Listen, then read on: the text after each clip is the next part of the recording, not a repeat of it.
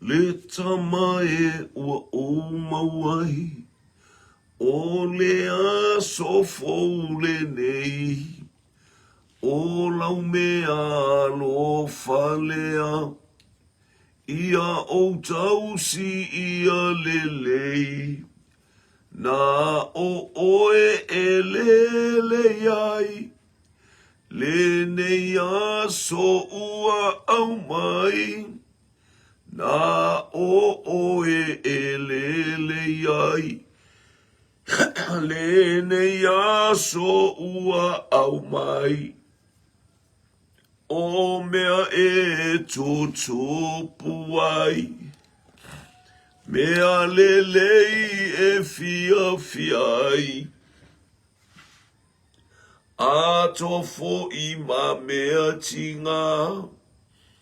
E whaatau ngā lue ai. Na o oe e lele ai. Le nei a so ua au mai. Na o oe e lele ai. Le nei a so ua au mai. O mea e tutupu ai. Mea lelei e fia fiai. A tofo i ma mea tinga. E whaatau ngā lue ai. Na o oe e lele ai. Le nei a so ua au mai. Na o oe e lele ai. Le nei a so ua au mai. Pe whetau i mamai lei. Aua o te whaapaiwai. O oe e whaafela vei. O oe o te tau ai. Pule oe e lele ai. Le nei a so ua au mai. Pule oe e lele ai. Le nei a so ua au mai. Hallelujah. Hallelujah. E sili sili ese oe. E paia oe. E babalu oe. Mata ngofie oe. Le atua o Abrahamo. Le atua o Isaako. Le atua o Yakopo. Hallelujah. Le tupu o tupu. Ma le atua o atua. Hallelujah. Mai le babau e o i le whababau e tu mau oe. La e oi le vi inga, pale oi le vi inga. Fasili silina lo vi inga i o mato loto. Le tama le alo male anganga pa ia. Glory, glory, glory, glory, glory. Hallelujah, hallelujah, hallelujah.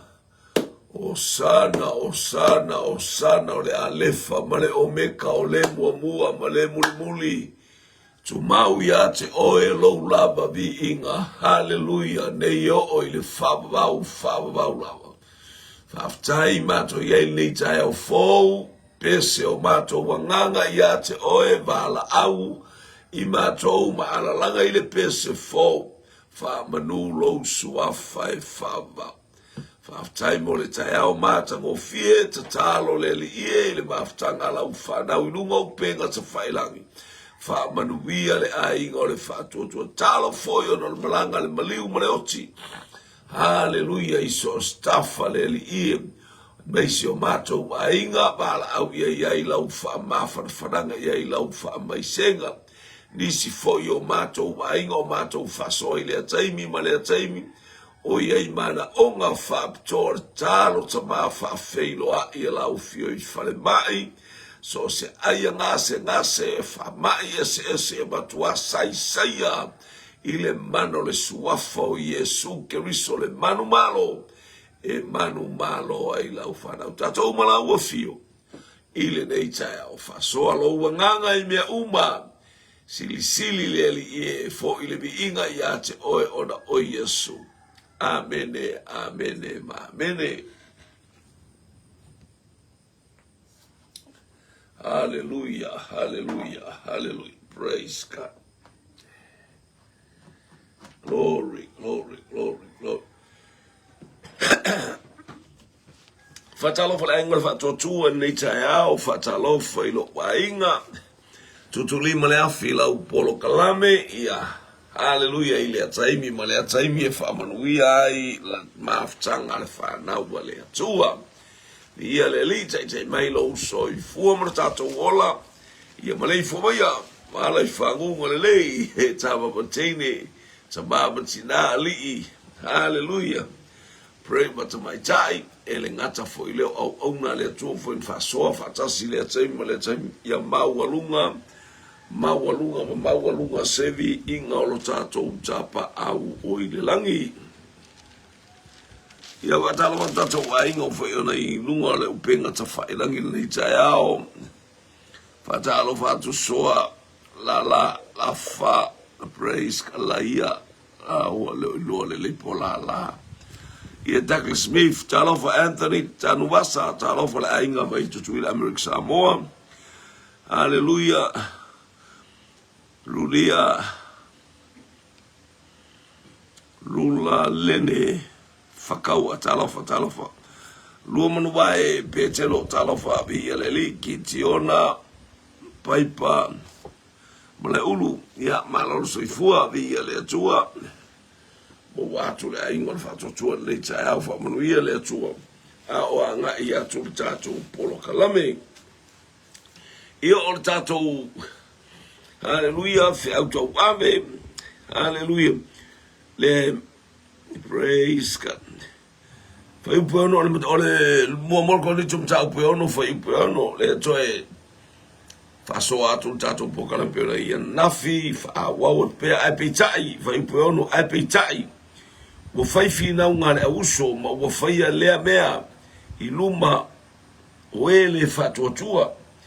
Ia sauro le ele to fa manatu atu ele tau fia tato fina un tu spaia ele fia mai ele tua ia tato fina.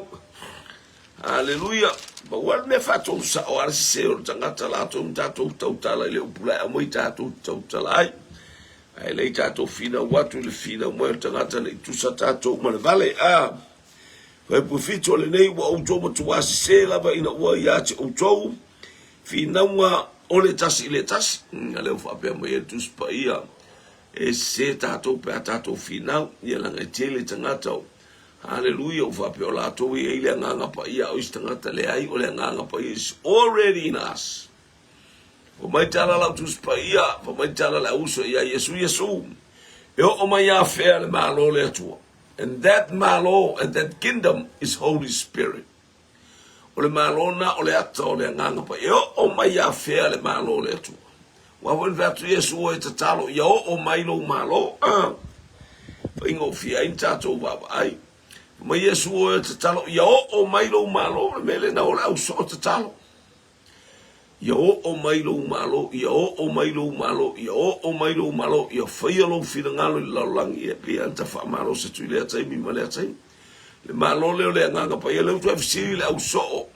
Hallelujah. Tu sia luka mta po mo le fitu ala no fai po los fullos ultasi. O mai a fe le malo le tu mai Yesu ele o mai malo kilo ko makaya. Ele o se malo ka ko mai carioca mai au kau pe o le malo le nganga pa ia.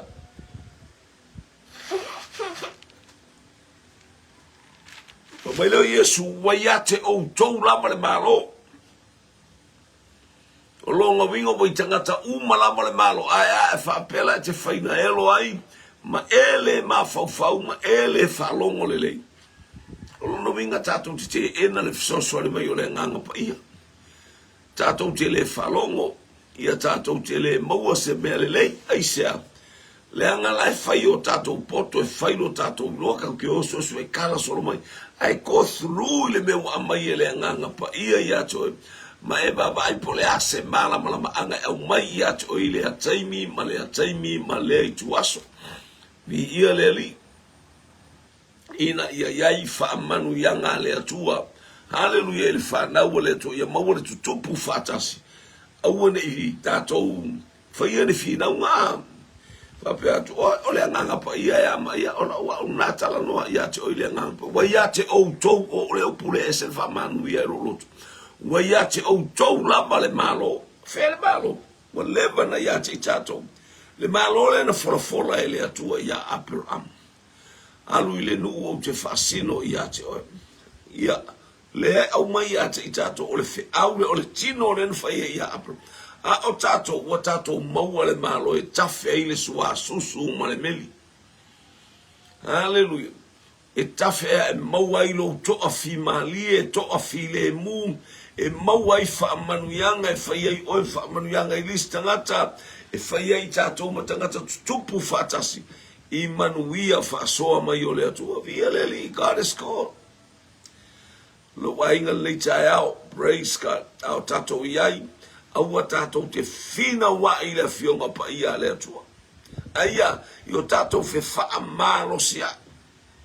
Au ne io tato fa masino a. Ele fa ia le fa nau po tangata fa le nganga po tangata fa ola ina le meta o le fina unga mare. Hallelujah.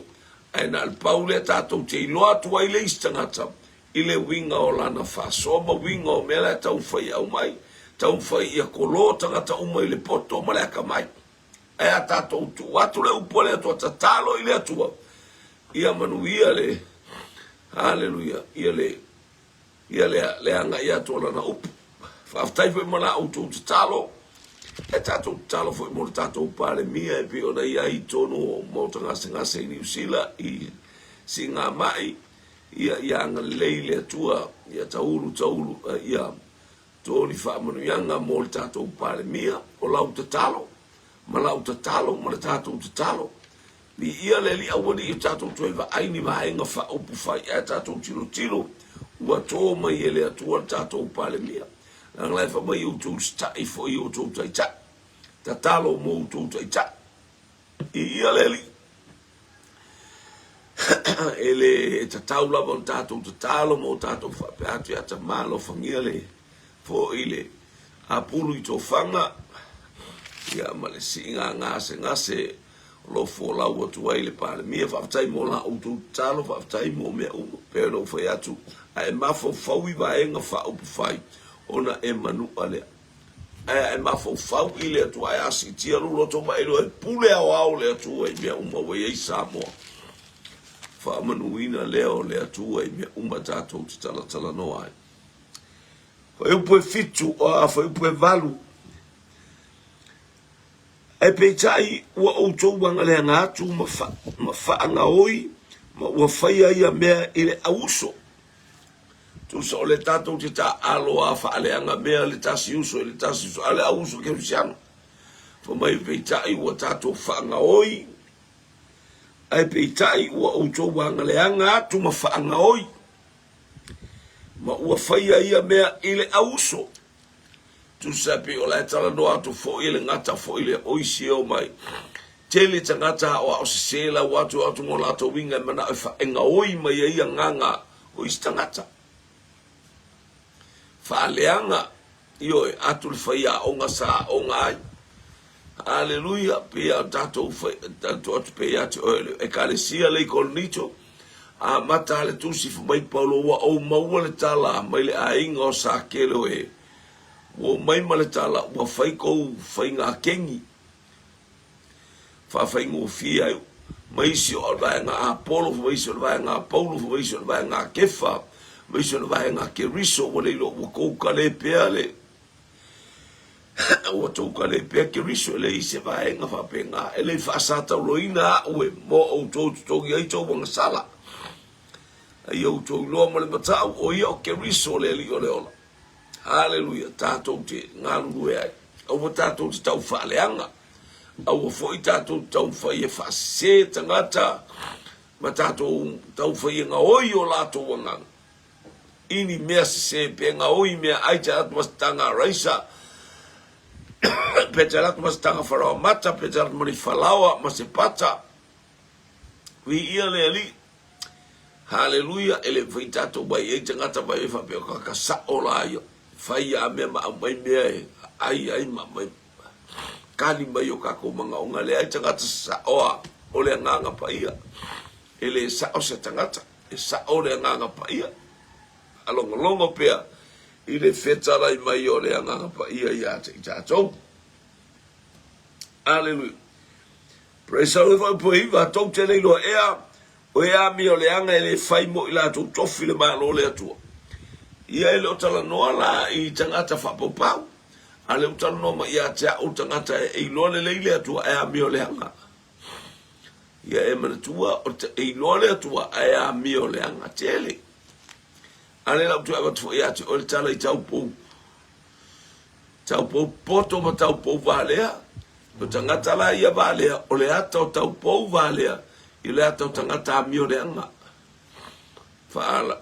Io leise suau.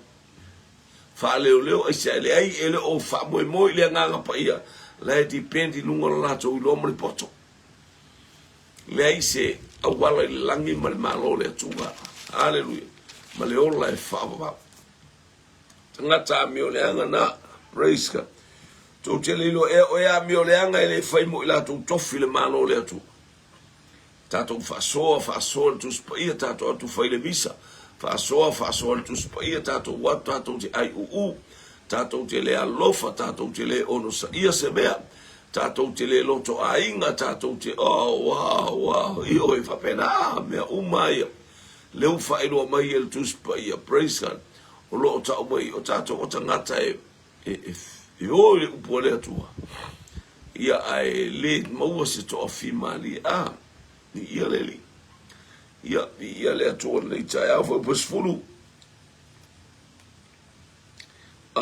le va mai tu te le e a mio le anga e fai mo la tu tofile ma lo le atua au ane fase ina o to o e fai ta anga mai foi tu pua o e mulilua mai tawatane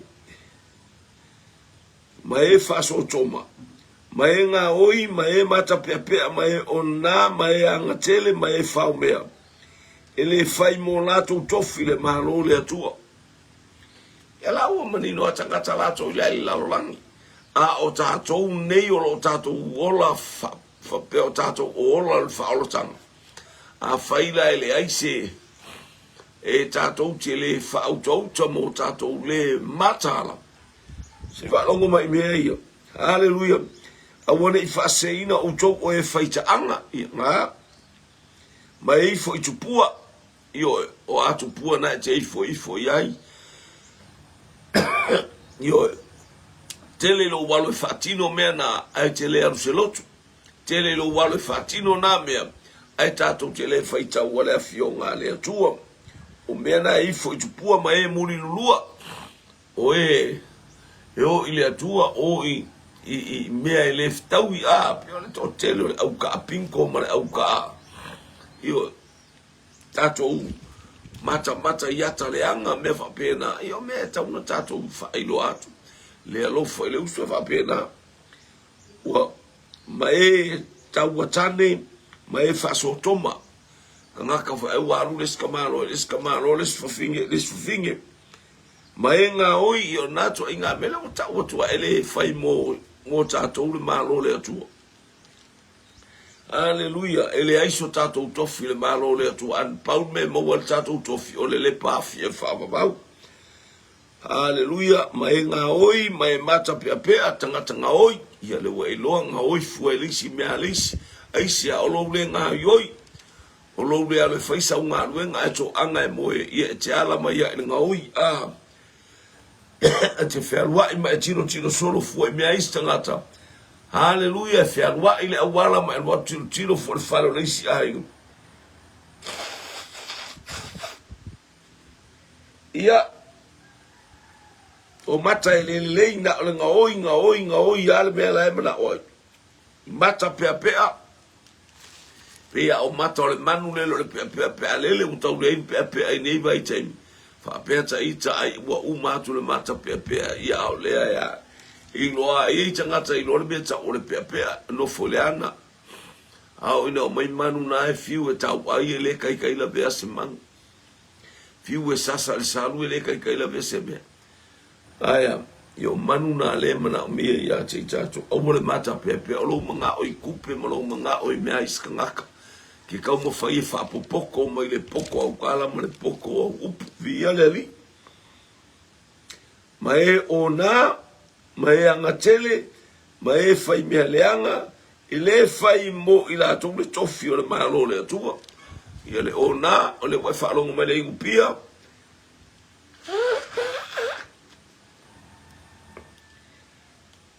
le marijuana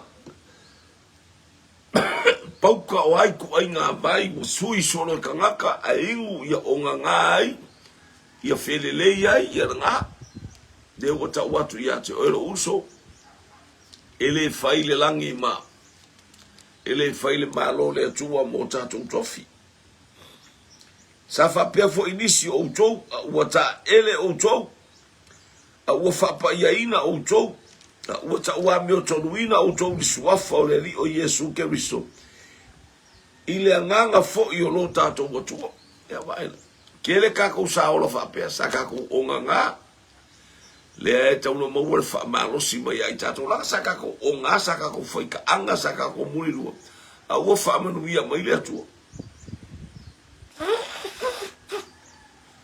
excuse me ia whamanu ua tua paiasi malulu fai singa o tai au sau boi fulula ko ia vi leli ua tatanga mea uma ia tea a ua lea o ngā mea uma ua tatanga mea uma ia tea a o au e le whato ila loina wise tasi mea ua tatanga mea uma ia tea a ua lea o ngā mea uma yo mea uma e kanga hallelujah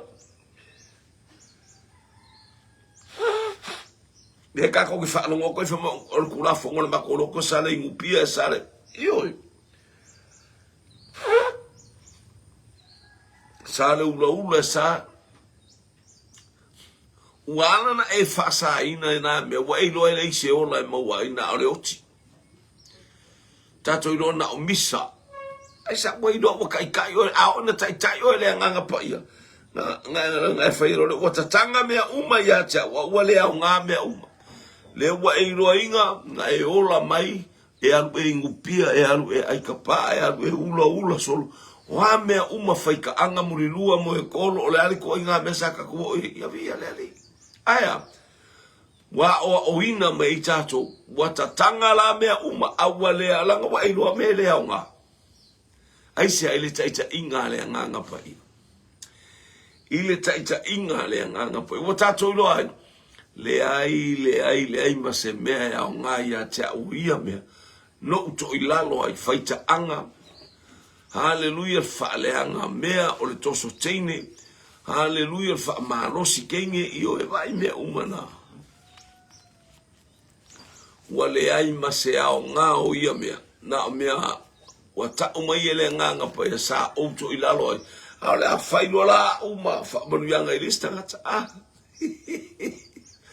ole a failo ha matangata ola ilista ngata mai ya Yesu Keriso le amea fama wa faita to uma o tato tangata ngasalo wa fa manuia mo tangata to tasi o Yesu Keriso wa tu fama ye Keriso ia te tato le olanga sa tato ola wa tatala lo tato vai wa fasa o loto i tato o yaile file mu o mai o fainu uma maso ile taita inga le nganga pa ele faina e faia stangata maso ele faina e faia stangata maso o pe a fai ele ya te o ele nganga pa ia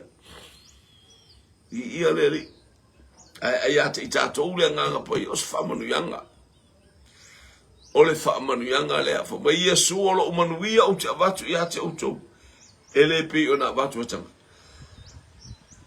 ai au tato mo wole nganga pai na manu ia mai le tua ia te tato o la tato o tangata sa ili atu ia te o le atu for ina mai sa ili atu mau e oe praise God tui atu to ina mai mo lo so i fua mo lo ola vi ia leli o te tanga mea uma ia te au wale au ngā mea uma o te tanga mea uma ia te au au e le whato ina loina au i se tasi mea walanga le whato ina loina ona ua o maua ke risore ali i ole ona ona ua o whaalongolongo i le upo le atua whaamawalalo humble yourself humble myself and humble yourself and humble ourselves before God. Sala mo mai mena o tatou fai. Tatou te fiu e fai le lalolangi. E tu maua le lalolangi e le avesea. Tatou te fiu e fea a le lalolangi e le masofa le lalolangi. Hallelujah. Telo i tatou o telo i tatou ia vi ia le li. Tele ina tau fai. Tele aina e lo la me wole le e la tangata e le ia. Le uma tatou pe tatou sa ili le atua ma le loto whaamolo. I tu waso e whaamawala lalo ai o tatou loto. Hallelujah. For mai tala i o enu i o tau sa e i o tau loto. Nona winga o le loto. Wata tala. E le isi se whaina sa e ia pe o le pe paro na loto. A o le pa i le na whaale anganga ta tala o tatou loto. Se i o tatou wa ai i le atua mana whaamurianga.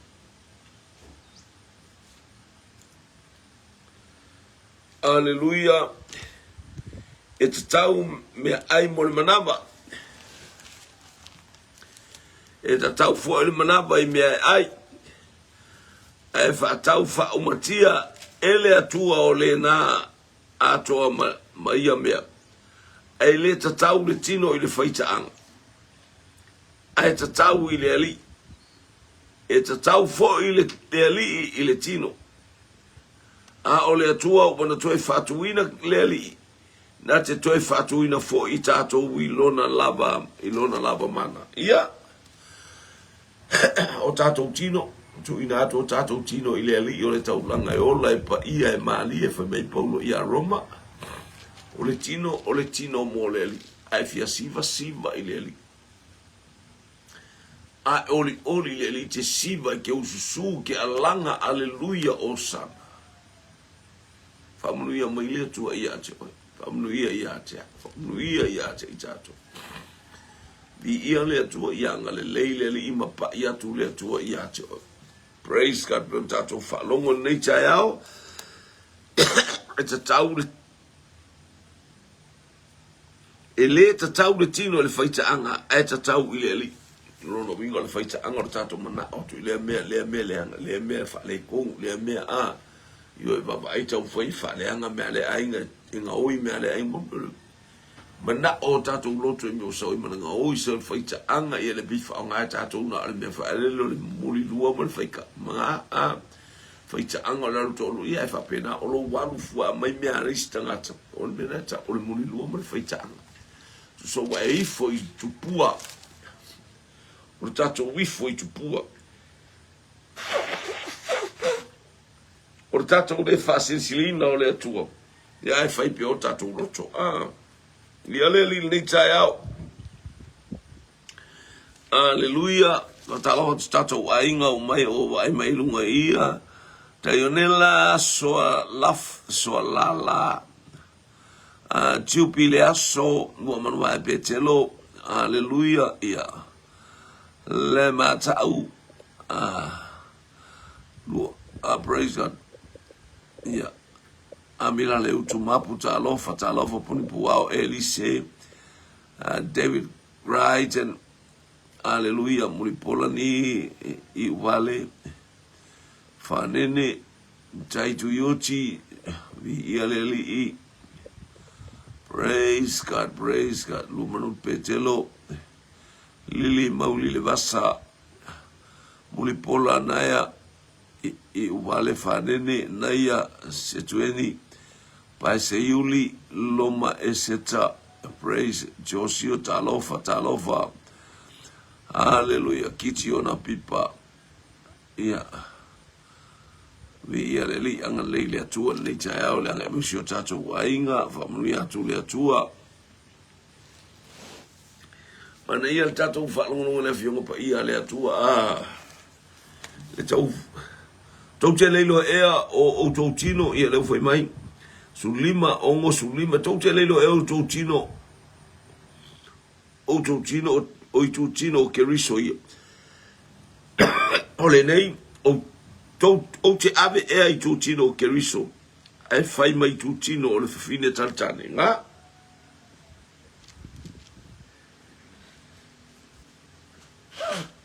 o tato tino le malu le li o tu tino ke riso le fe tu spaia o woni o tato o ve tu tino ke riso mai tu tino hallelujah fa yo lima malima ngoi fa yo mata tilo e me se tato wa el tilo ta vita tilo lo me se fa le tu ina na lo le tino fa lo me la mana o el tino mata tu ina na fa pena u fa lo il tino ta vita matino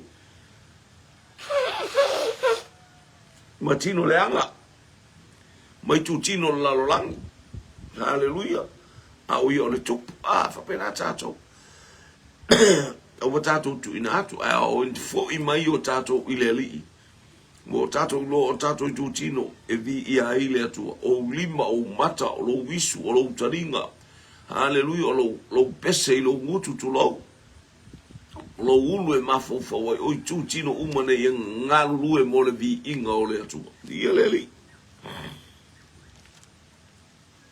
to te leilo e o tino e tasi le u fatasia male fa fine taritani awa o lo fa pe mai e avea ila u matino e tasi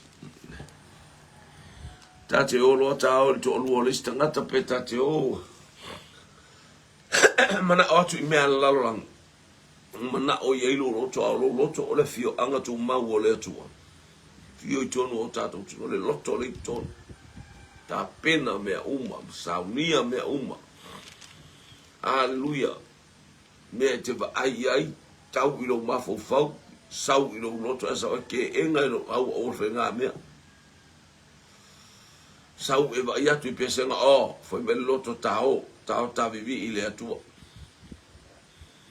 ia leli au tama tu samaonala ele faina leilo watari pe afai lo watari mata to fana pe afai tato telea o ina ia lo le atua ai afai tato te o ina yo tato wala le fia malosi o le fa mawalunga o le pelo io no le manuia le ai muri tato fana yo tato wala ale mana onga le ia fai tato fa yanga ina ia tato fana o atu ia te ila tau le ala o leli ina ia matang o fie mea vi ia leli talofa J. Brown talofa ni ia leli praise God hallelujah lama Benjamin Pennington talofa praise God Tony to ala talofa ia leli ia tau foi fa uma tato tu sile e pitai ole wo fatasia maleli wala anganga e tasi maia ai pitai ole wo fatasia maleli wala anganga e tasi maia ese vai dai tato tanga sala e fa mai tato o tato wanganga fatasi maleli to foma to e petai ole wo fatasia maleli fatasia va fe o tato fusi la le nganga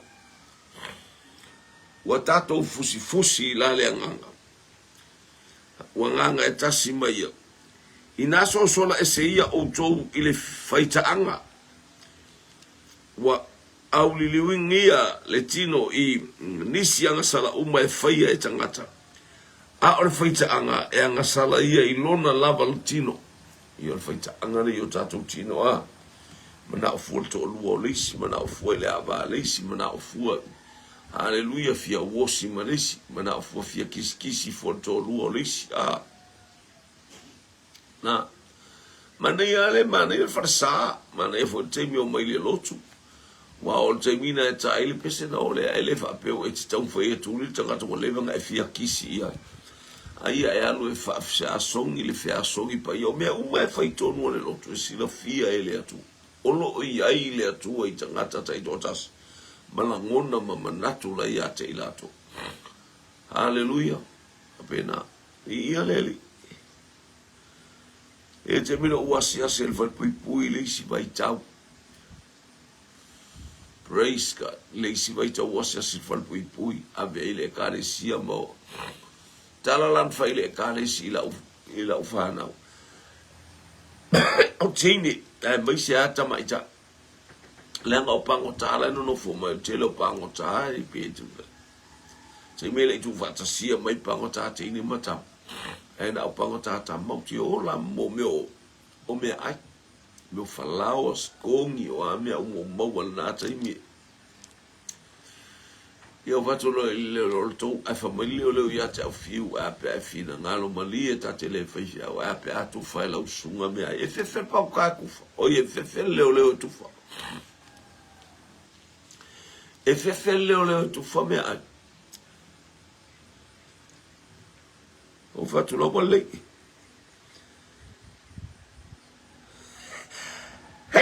Excuse me.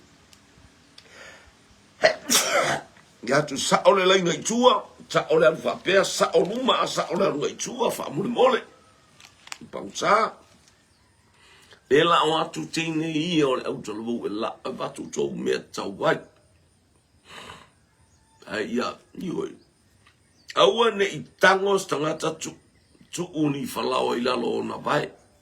Papin. Vau mola fa tonu la ufa na wa mea a tango mai se pango tata u toso to no anima pe tango io kalomi o anima pe ka mai ka kisi mai ya io la fa na utine fa na mo le kale si mo la fa na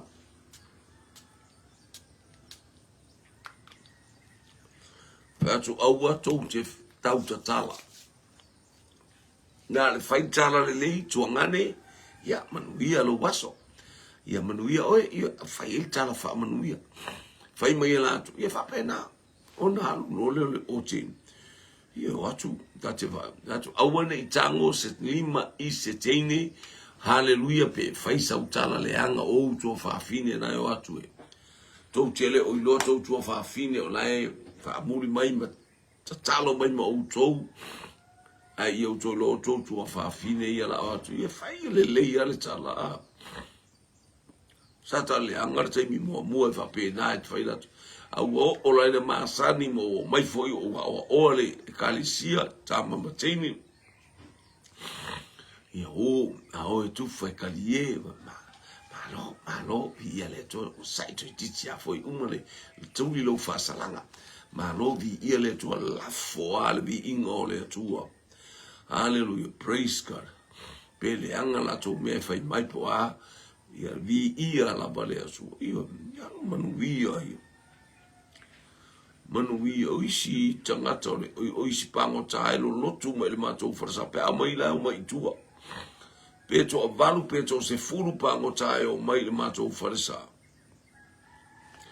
o le a le matou tupe maua I le nata imi pe se lau mon kupul kupe kufof o ke fa kwa fai la kusi faso so ai le kupe makuno ai ni ma tu pe aya tupe tonu ana fe tau le mona tangata vi ieleli e ave mola to praise God fai e se la tu tai yo leli wa ila yo mali o kor ke lo mako ku peso o kor ke lo mako ku pe mai fia mai le atu on sa va to ave tupe pango ta tupe le atu tupe faita ulanga ai le ekarisia aya wa abe faita ulanga ai mo le tangata mafatia ia leli praise God au intato feu ofo fata imanuia o le atu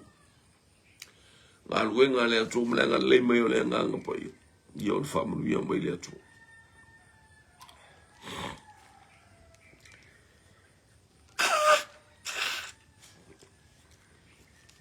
Tau te leiloa ea o lo o tau tino o le maru lea o le nganga pa ia o i tutonu ia te outou. O lo o ia te outou mai le atua. E lea ia foi outou ia te outou. Le nganga pa ia. No fo le nganga pa ia. Tau te leiloa ea o lo o tau tino o le manu. Ia i loa le o le manu o le atua. Ea fio ai le nganga pa ia i tonu ia te i tātou.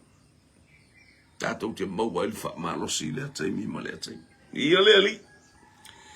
Wa whaatawina o tau i le tau. O le nei, ia o tau vivi i atu i le atua i o tau tino, ma o tau wanganga o mea le atua. O whaatawina o tau le tau. Lo wainga. Whamai ia le tusia Hosea.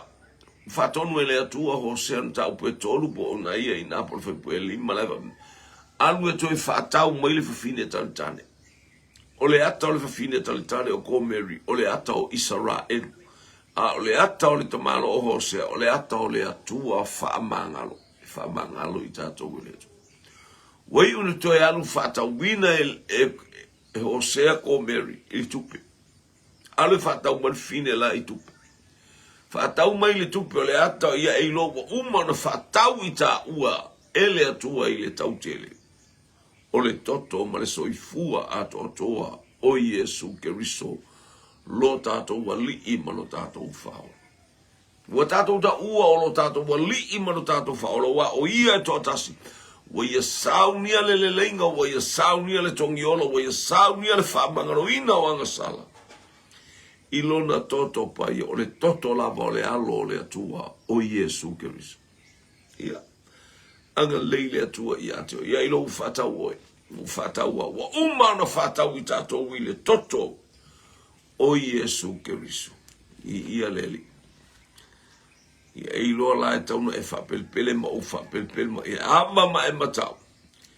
Ele o se tau tupe na fatau oe oe. Ele i fatau ua oe. Ine mea o leo la aia na fatau li soifua ato o Keriso. Ina ia o maua le manuia ma ia o maua wha manuia. Ia i umea uma i le vi inga o le atu. Anga leile tua ia te oi nei tai au. Hallelujah. Ia i le pa ia le tua ia e lo lo tino o le malu o Keriso. Tele me tau whaia tu ia i tele fe tau whaia. Whasea. Ia e lo ma le wha maua la lo pa ia tu le ngaga pa ia i le nei tai au. Maua lunga se vi inga o le atua. Hallelujah. U whatawina i tātou i le tau. O le toto pa ia o Yesu Keriso. Mai Paulo iara, i le karesia i Efeso mta upu e luas fulu au lono fai upu. Hallelujah. E luas fumalbana. Hallelujah. Tau sia outou ia te outou. Ma le lafu ma moia le atua. Wa ia te outou. Wa umana fata wina e Keriso i lona lava toto. E le atua mo. O ia i lona lava toto. Le toto pa ia o Yesu Keriso. Whamanuia le atua ma ia manava atu le atua ma ia taita ina i tātou le nei tai au. Hallelujah. I whamanuia ngā le anganga pa ia whaftaita mai lau upu. Whamanuia lo wainga i lunga upenga te whailangi. Ona o Yesu. Amen. Amen. Amen. To God be the glory forever and ever. Amen.